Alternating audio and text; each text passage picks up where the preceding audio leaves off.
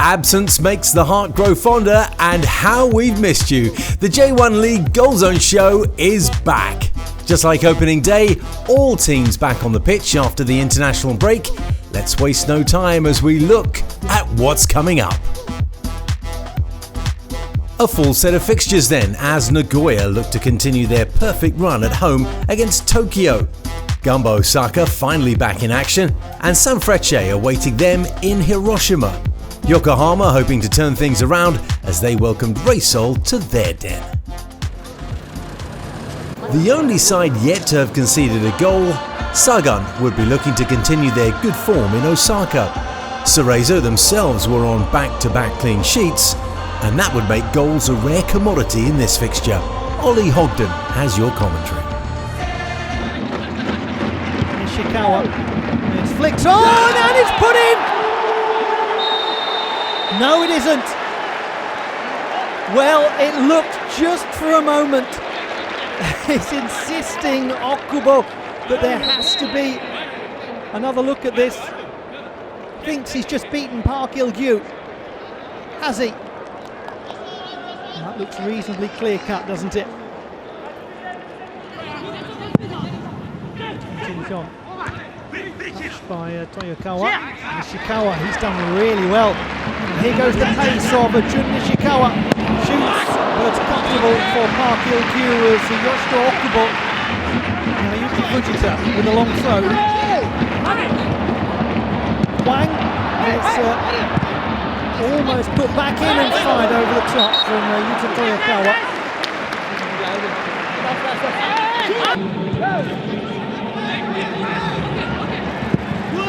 Oh, they've done it now! Forget all of that, it's all changed. Hiroaki Okuno, the local lad, has just scored the first goal against Sagan Tosu all season. Talk about changing things right at the start of this second half. Glided past Matsuoka, thumped it past Park. Cerezo Osaka 1, Sagan Tosu 0. Yuta Higuchi scored the opening goal against Cerezo last season. Oh, it's come back off the crossbar. Deceptively so. They just seem to watch that all thing float in slow motion across the area, kiss the bar and drop down.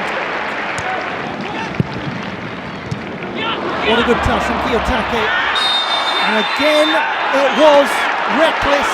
Again, it was a gamble. And he's just gambled too many times. Wang Xiaoko is gone.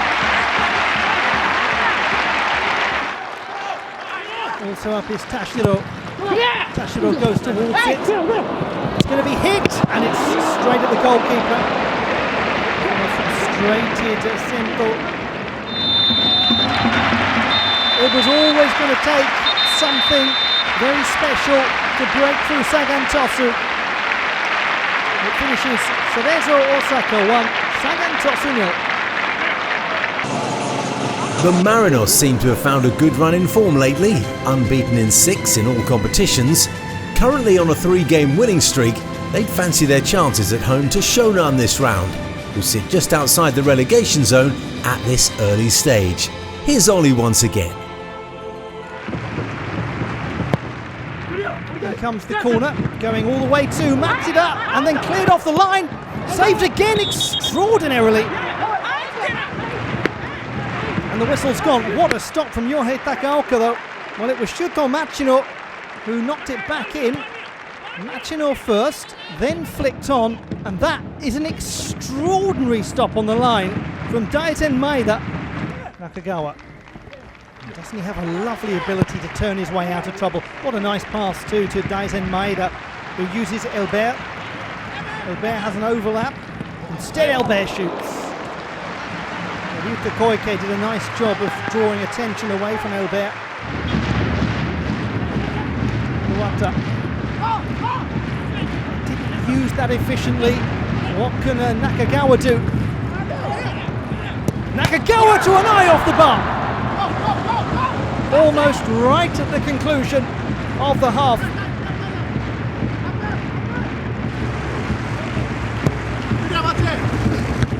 delivered. Thiago Martins back off the post. He's going to get another chance and is blocked 3 times now. But this has happened to the Marinos. Tanaka not able to stop Bonayu. Beginning this counter-attack for the Marinos. Maeda elsewhere! Beautiful touch. Yokohama F Marinos 1, Shonan Bellmare 1. Wonderfully hit by Albert. Daisen Maeda just about chesting it down.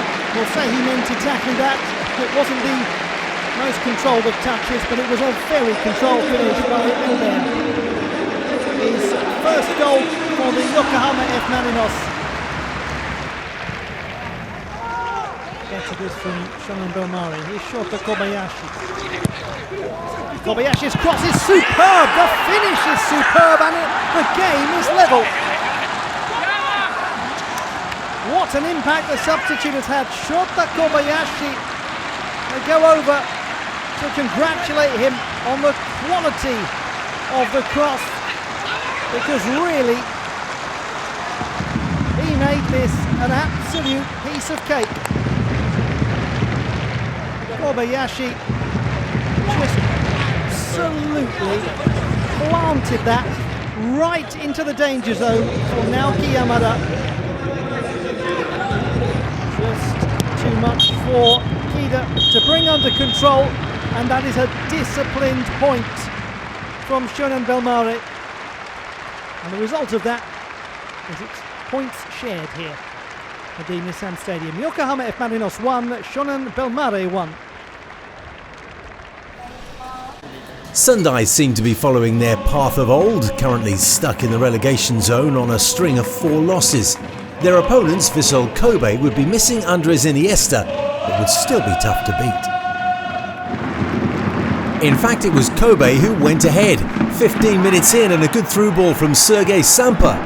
Kyogo Furuhashi finding the small window of opportunity between the goalkeeper's fingertips and the far post.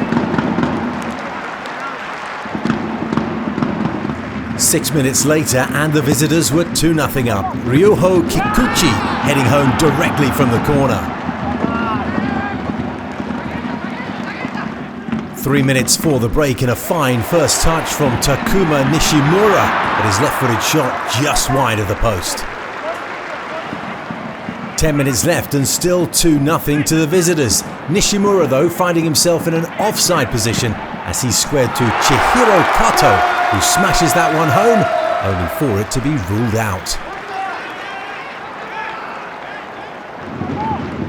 Still time for Ryo Hatsuse to make it 3-0, but his free kick comes crashing off the bar.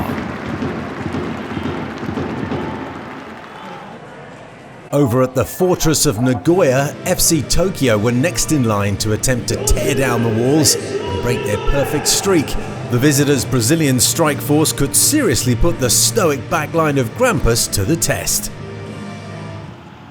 Nagoya goalkeeper Langerak, always reliable, was called upon for an early double save.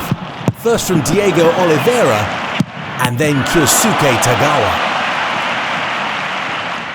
5 minutes before the break, the cross shot coming in from Mateus, tipped over by Tsuyoshi Kodama. 20 minutes into the second half and Tokyo thought they'd gone a goal up. But earlier on the ball had already gone out of play after it had been knocked on from the corner.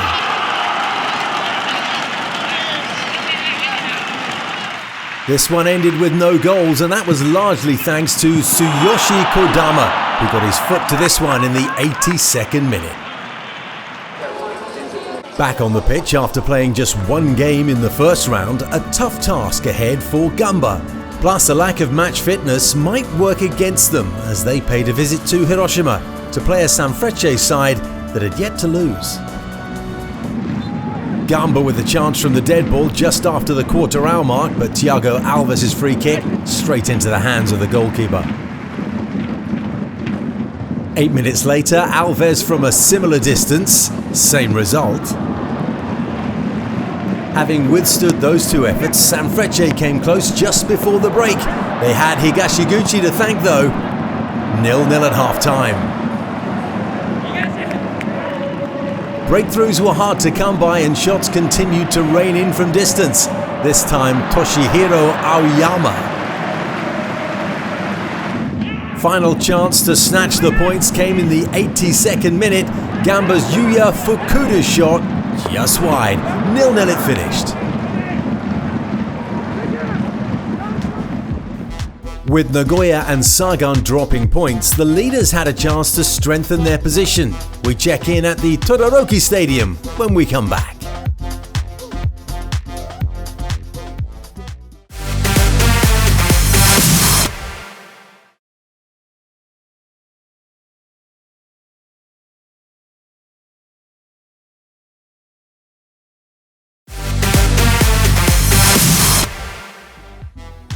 This is the J1 League Goal Zone, and it's good to be back in Japan. Springtime is in full bloom across the country, and we head to the northern shore of Kyushu for the next fixture. Promoted side Avispa seem to be finding their footing in the top division, managing to go 3 unbeaten. They'd certainly fancy their chances to add a win when Sapporo came to town. The visitors having just the 1 win from opening day. Here's Andy Bodfish. Kadeko ready to Lucas Fernandez as Vispa were napping. Plenty of white shirts in the box here. And they're going to try the back header. Shot on the volley from Fukumori, pretty much straight at Murakami. Now Miyazawa, the skipper. And finally the quick pass into Anderson. Oh, what a header. What a goal. A man who is banging form hits the target again. Super little change of pace in the attack there from Hokkaido Consadole Sapporo. Content to play it around and be patient. Then the killer pass. Well, it's okay having a killer pass. It needs the decisive touch on the end of it. And that is what Anderson provided there.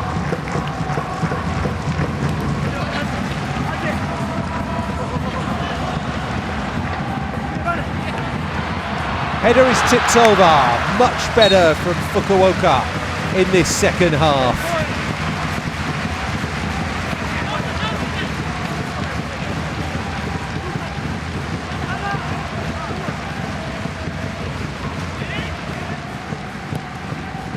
Now the corner, and the downward header is in. They've done it. Fukuoka have come out a different team in this second half. First the header from Yamagishi, tipped away by Sugeno, and then the follow-up corner produces the equalising goal. Can you believe it? Nara steps back to head home.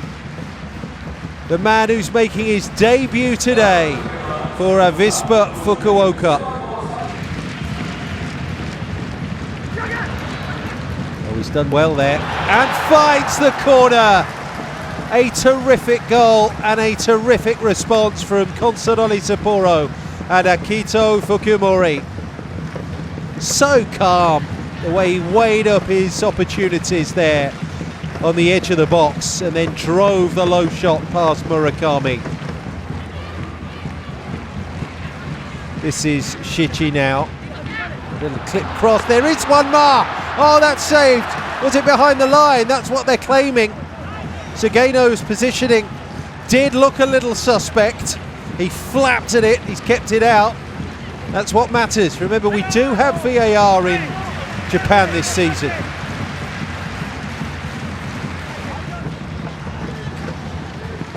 There's space. There's room. There's still time for Sapporo to put the result beyond doubt. At the other end, the woodwork is struck. That time from Ogashiwa. Now it might even be a time for a third as Anderson Lopez barges through. Collides with the defender. Gets nothing right at the end. The hard work has already been done. Consadole Sapporo have won it. Best Denki Stadium result today. And it's been best for Sapporo. They have won by 2-1. Two sides with high hopes in the pre-season, but reality had them with just the one win to their name so far. A win imperative then for Urawa and Kashima to start challenging for top spots as they hover so close to the drop zone. Urawa's Shusaku Nishikawa had to be alert, stopping that ball from going in direct from the corner. And it paid off because 9 minutes later at the other end of the field, after a good ball from Daigo Nishi, Takahiro Akimoto finished well, Urawa's first goal in 3 games.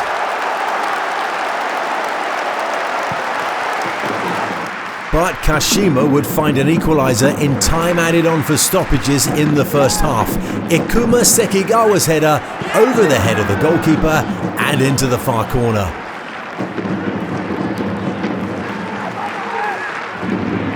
Picking up where they left off, Kashima had a chance to go ahead 2 minutes into the second half. Everaldo's shot stopped by Nishikawa's legs. Controversy in the 66th minute. Akimoto certainly brought down, but was it inside the penalty area? The referee said yes, and Urawa captain Tomoaki Makino stepped up.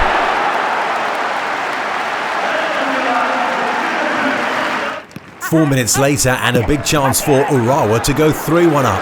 Ryosuke Yamanaka's cross. Takahiro Sekine puts the ball over the line, but VAR ruled this one out for handball earlier on in the build-up. Ayase Ueda stooping to conquer in the 75th minute, looking to draw the sides level, but his header just wide. 2 minutes left in the game and Urawa looking to make it 3. Shinzo Kuroki winning the ball, but Kenyu Sugimoto couldn't beat the goalkeeper. 2-1 it finished to the home team. Nothing much going right for these two clubs early on. Yokohama being the worst for wear, yet to find their first win of the campaign.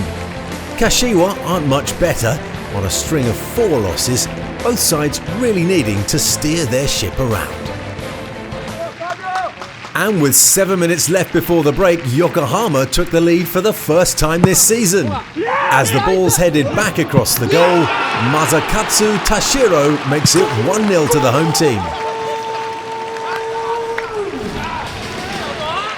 A minute before the break and Yokohama were looking to make it 2.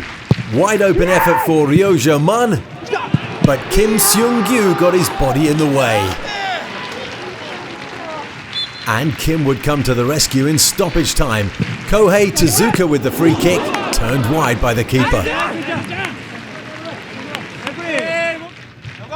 Kashiwa Reysol looking for an equaliser. Cristiano one-on-one with the goalkeeper, must score!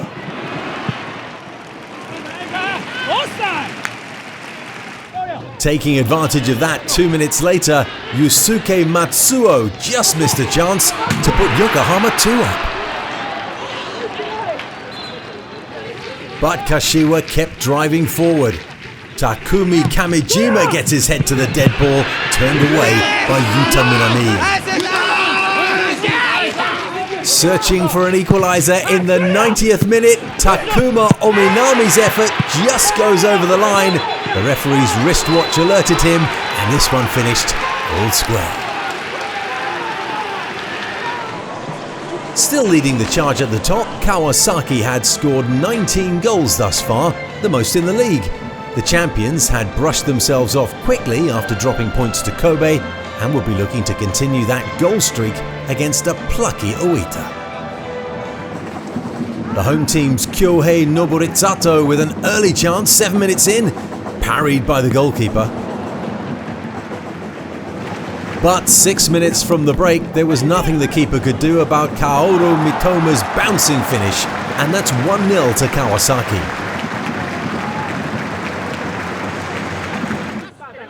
Early in the second half, and Oita's Yamato Machida pulls the ball back into the path of Arata Watanabe. His shot, though, off target. Kawasaki looking for a second in the 58th minute. Intricate play around the edge of the box. Miki Yamane goes close. But sloppy defending from the visitors would see them go 2 down. Mitoma strolling in, to finish with the outside of his foot.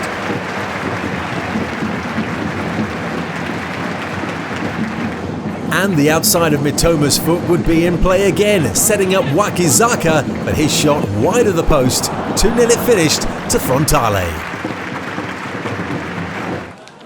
Shimizu had yet to find a win in Shizuoka and would be hoping that third time would be the charm as they hosted Tokushima. Last season's J2 champions found their first win in the top flight before the break and were looking to carry that momentum into this fixture. Here's Andy with your commentary again. By Tamakai, but still with it. With strength in possession there. And Thiago Santana. It's the give and go. There's two options here. He went for goal himself. And Kami Fukimoto able to sprawl and save. And Suzuki helps the goalkeeper out. Now then, there's white men moving forwards. And the save! Well, it was only half save, wasn't it? Miyashiro followed it up to score. He'll be fuming, Gonda, that he wasn't able to field that properly. Miyashiro, well, taking the bull by the horns, really. Driving at the heart of Shimizu S-Pulse. At last, Tokushima Vortis with some defending to do. And still. Better cross to the far side. Goalkeeper just about gets there. Kami Fukimoto with a full extension there to keep out the header. Kima promoted from the second tier. I'm afraid it's turned into a hangover really now. And wow, tucks home the spot kick. Tokushima Vortis have a second goal here at Shimizu. Harsh, maybe, many will say, on Yoshinori Suzuki. This was the penalty decision. We went back to VAR. The referee was satisfied that it met the criteria. And Iwao scores from the spot. Kakita now cuts inside. Fujiwara. Oh. Denied on the near post. Kishimoto to up in support. Kishimoto will steer it into Kakita, who wraps it up for Tokushima Vortis. That is how to counter-attack. What a super goal. The ball given away. Hara couldn't get there. Kishimoto brings it on, swings the ball into Kakita, who has waited patiently all match for an opportunity like that. When it came, he didn't squander.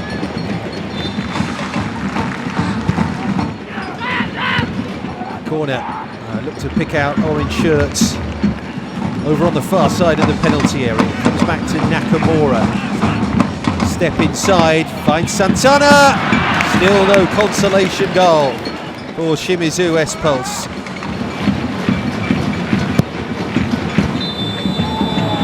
Well, the future may still be orange, but it's not particularly bright for Shimizu S-Pulse. That is a super performance by the visitors to round off this 7th match day of the J1 League season. So after 6 matches, Sagan finally conceding their first goal, and they were handed their first loss of the season. Shonan forcing a share of the points with the Marinos at the Nissan Stadium, while Sendai lost at home to Kobe.